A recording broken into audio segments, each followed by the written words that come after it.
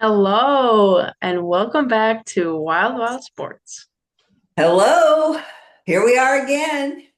You It's know, getting to we're, be a nice time of year. yeah, college season's getting started. We're a couple weeks in, and hmm games might start getting a little bit more exciting soon. Yeah, let's hope, because Let's hope. that game last night, while there was, the excitement of the in-state rivalry and kind of a not homecoming, but playing, a former big part of her life and the McCabe sisters. I mean, there was a lot of drama beneath it, but overall, that game, what a blowout. But really exciting for Iowa, I think, in just the growth we've seen over these three games. Yeah, I would agree. Yeah, so they beat Drake last night, 58 to 100, which is not a very close game, but and not that any of their games have been close so far. They're 3-0, but this one was a lot more sound. Like they just For looked sure. more put Yeah. together. Yeah, they're averaging, and over three games, there's none, but still, nonetheless, they are averaging 102.5 points per game. It's insane. So they're scoring, and then if you really start to think about it, now this is maybe the most depth I've seen that Iowa has had. I mean, they really have eight players, maybe 10. I don't know. They have a significant number of players that could just as easily be starters. Yeah. That's going to make it tough for teams hmm to scout, to prepare for. I mean, just the more weapons you have the more difficult you're going to be to defend. So there's just a lot of things that are exciting about this team that has only had three games to really start to work together. Yeah, for sure. I think, something that has always drawn people to Iowa and Iowa women's basketball, even before Caitlin Clark, I think is the speed of how they play. They play fast. They love to score. They love offense, transition points, all that stuff. So, I mean, it's no surprise. I mean, we saw it last year, but it's no surprise that in the post Caitlin Clark era, they're still playing Iowa women's basketball Yeah, and and people are I've still been, interested. oh, sorry. Yeah. People are still interested. People are still interested enough to go, I mean, now that was an in-state game. I get it. But it used to be when Iowa would play Drake or any team from within the state, and there would be a large section of fans from the other team. So maybe a whole side might be, or not a side, but at least a section would be blue. You don't see that. And I think that's because people won't give up their seats, which speaks a lot to the culture that you've just described. In it's exciting. And when you watch other games, because if any women's basketball game is on and I'm free, I will turn it on, especially if it's like a top 25 team hmm playing somebody, anybody. And for example, who Maryland play where they just had to win Oh, it in the last bit. But if you look at the crowd, I mean, Maryland basketball, they're a top 25 team, right? Um, where were the people? And so I'm not saying that's the norm everywhere, but that is a situation that a lot of teams have, is that, these early games, they don't have the crowd support. They'll show up, they'll be there later, but Iowa fans, they're there from, oh, you're playing some Division II school for, whatever. They'll be there. They'll show mhm. up. And that's exciting. And that speaks to the continuity and the things that you're describing about the style of play. Yeah. And I think, like you were talking about, the depth is really exciting, and all these freshmen and sophomores that are playing really well is exciting. Um, hmm I think someone I was impressed with was Journey Houston. I just thought, there are certain players you go out there and you watch, and maybe you look at their stat line and you're like, okay, that's decent. But you watch hmm them play and you're like, wow. And you're like, they play hard. It's like a Sydney Fulter-esque player. Like Yeah. they're playing hard. And so I really enjoyed watching her play, and I'm excited to see more from her. Is there hmm anyone you particularly Yeah. liked? Well, I mean, how do you not like Ava Hayden? This is Yes. exciting sophomore leading the team. She's averaging 16.3 points a game, 10 rebounds. So she's averaging a double-double. And she's shooting 66.7% from the field. So she's pretty exciting right now. I hope she can keep that up. That'd be really great if she That can, would be awesome. continue. We'll be talking about All-American honors if that continues. But I really like the chemistry that is developing between Chit Chat and Hayden. Yeah. Those two are, Chit Chat loves to get her the ball, and she's great at cutting to the basket, and it's exciting to watch. But they're not. That's not the whole show, right? There's like we've been talking about. There's a lot of depth. There's a lot of balance. So this bodes well. Yeah, with Ava Hayden, yeah, I think she played great. She's always so fun to watch. But it was Lisa Bluter who was commentating the game who was saying that Ava Hayden needs to stay out of foul trouble. She needs to stay on the floor. I think she got into a little trouble early. How many fouls did she end up with? She ended up with four. So Hmm. didn't quite foul out, but got up there. So Yeah, she needs but to stay out of that foul trouble. yeah. And the Yeah. things that we complained about after the first game, when we had our first pod, we were like, come on now. There was a lot of turnovers. It just looked a mess. But last night they played with intensity, urgency.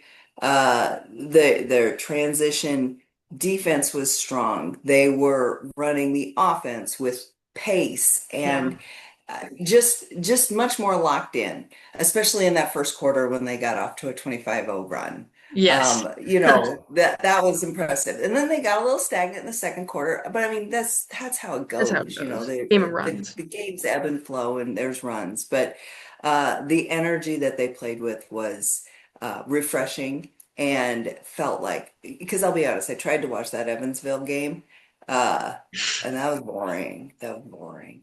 But I understand that there's the connection there too with Molly as the grad Molly assistant. Davis. So Yeah. right. And so when these things are on at night and it's a weeknight and and I got my bedtime, it's hard to stay locked in. But I'm not, so I don't want to disparage Evansville, but that just wasn't that exciting. Last night was is exciting even in the discrepancy in the score and the blowout nature of it. They still played hard. Yeah. And you can tell, okay, they're human. Of course, they play selfless basketball, right? They share and distribute the ball, and that's one of their trademarks. But there's also a lot of jockeying right now, I think, for Yeah. who's getting the playing time, who's going to be the starters. And so while, of course, they're ultimate team players, I think you're seeing some of that urgency come from the like I got to establish myself. And there's that's totally healthy and really exciting to see. Yeah, for sure. Yeah, with the turnovers, I was very pleasantly surprised with that. They only had, I think, 12 and Drake had 23. So if you're Yeah, beating a team 23 to 12 in turnovers, you probably win that game. probably would have. Um, Yeah. Something that I was like, what is going on? That Lisa Bluter kept mentioning also was the free throw percentage. Do you know what it was? No, Take a guess. no. It was 47%. Oh, And I'm yeah. like, So they'll whoa, probably work on that. They'll I'm probably sure they're work on shooting that. some free throws in practice, so that's a small thing. I'm not super concerned about it. Um, but I was very pleasantly surprised. I think everyone was a little upset about what I had to say about Addie Deal last time. Just want to clear that up. I have the utmost confidence in her, and I think she is warming up, and she will live up to her potential someday. And Mhm. yeah, I liked for what I saw from Yeah. her. She had a nice step back three.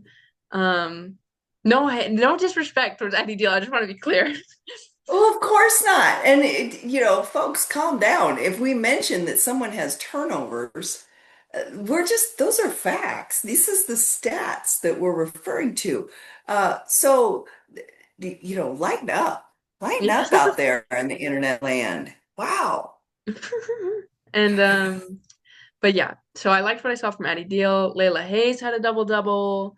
Um, I liked what I saw from Emily Rodriguez. I always love watching Taylor Strumlau. She's another Sydney Fulter-esque player that I love watching.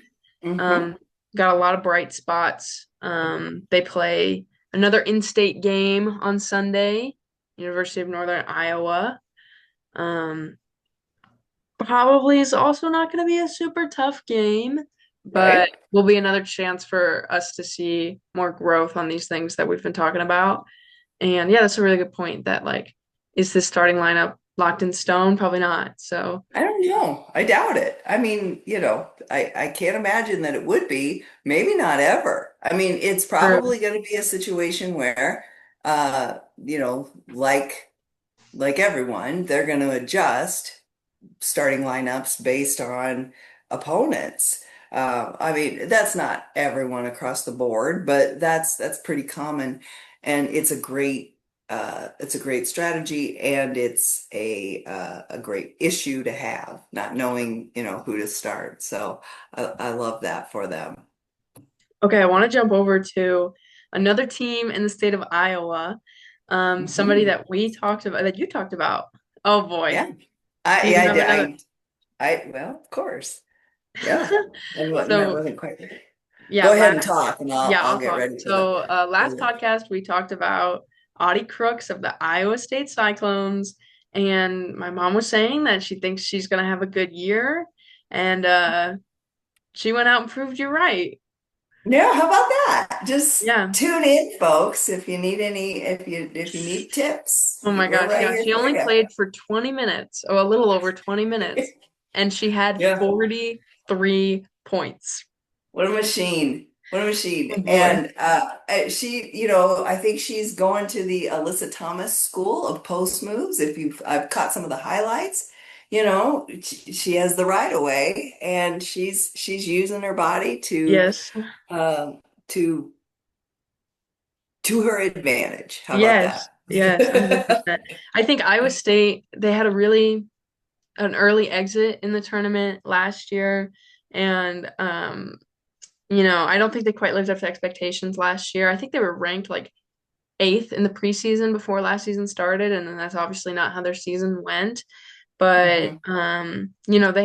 it was a really young group. Like they were all freshmen, then they're all sophomores. So now most of them are upperclassmen. So they've had a little more time to get their footing, and so I think finally it could be their year to have a really successful year. I could see this as like an Elite Eight team.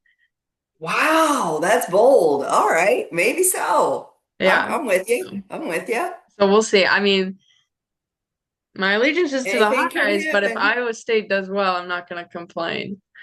Mm-mm. Okay, another That's big right. game, or another big player was Hannah Hidalgo of Notre Dame, and I just wanted to talk about that really quickly because I've never seen a game like that before. She also didn't play very long, couldn't have been more than like 25 minutes or so. And she had 44 points, which is impressive. But the Hmm. most impressive part was the 16 steals. Yeah. Wow. Wow. Wow. Who were they I playing? I don't know. Nobody. Oh, yeah. Yeah. No offense to the No nobody offense. team that they Jeez. played, but Um, I think we're looking at a player of the year, you know, coming out of Notre Dame. think potentially. I think it's possible. I think my two top candidates right now would be Sarah Strong and Hannah Hidalgo. But what a game to add to the resume. Yeah. Uh, Lauren Betts isn't in your Okay, yeah, wheelhouse. she's probably third. All right. Well, we'll see. We'll see. And who knows? This list could grow. Yeah, it's very, very, very early Yeah. to be talking about this, but what a game. Um, Right. yeah, oh geez. Yeah. Yeah. And well, to touch on our WNBA, nothing's really changed since our last Mm. podcast. We have a 30-day extension and not really no big movement in terms of the way folks are understanding this. I believe the WNBA stance is still that this new proposal that they have is outstanding, whereas the players are still talking about revenue sharing in a real way.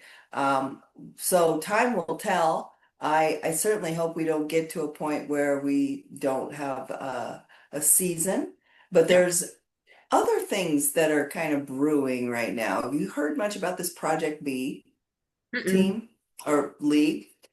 So far, there's two players that have signed. It's how do I say Gumbawab, uh, the Seattle Storm player. Neka Ngumuke. Thank you. She's signed. Alyssa Thomas has signed with this Project B. It's international. They'll play tournaments. They start in November of 2026. They'll play tournaments across Europe and in the Americas. So who knows? I don't know all the details yet, but the salaries, 2 million so far. Yeah. Oh Yeah. boy. And equity in the league. So if we've got this November to, I don't know how long they'll play, but I mean, you assume it's a significant amount of time if they're going to be Mhm. globetrotting and playing games all over, and it's going to include international players. I don't know what the overlap would be with Unrivaled, and I don't know the impact of that on Unrivaled, but it seems like there might be money to be made in women's basketball. You've What? got, yeah, Candace Parker is a major investor in Project B, and uh, I just don't feel like I feel like anything that is either, Unrivaled or Project B or all of the opportunities that players have to play in Europe right now and be compensated, how in the world, how in the world can you still be making the argument that this league, the WNBA, is not sound financially with 10-year media deal with expansion teams up to what, 18 by couple of years from now. I mean, this and teams' valuations skyrocketing. It's absurd and it's insulting. And I can't imagine a future where Kathy Engelbert is going to survive this as the commissioner. Because, when you're the face of management that is trying to nickel and dime these players into some subservient situation where, they're making a fraction of the revenue, then it's not a recipe for a real happy league and for success in the long term. And I hate to see it happen because this is the best we've got as far as, you know, accessibility for folks in this country to go to professional games. I Yeah. just hate exporting this all over the place.